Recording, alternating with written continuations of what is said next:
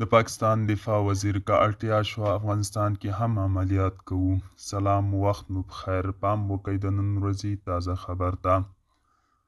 د پاکستان دفاع وزیر خواجه آصف له ډیوه رادیو سره په مرکه کې ادعا کړې چې د پاکستاني طالبانو د نښه کولو لپاره که اړتیا شوه نو په افغانستان کې به هم عملیات کوو.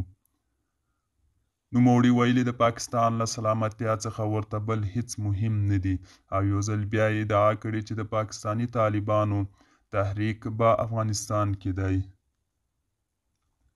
نوموړي د یو پوښتنې په ځواب کې چې دغه کار به له نړیوالو قوانینو سرغړونه نه وي ویل نه، ځکه طالبان ترهګرو ته ځای ورکړی دی.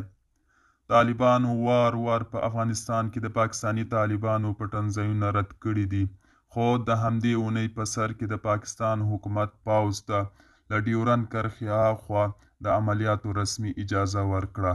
دوستانو، دا و د نن ورځې چمتو کلی خبر. تر بیا مو په الله سپارم. ښې چارې، ښه وخت.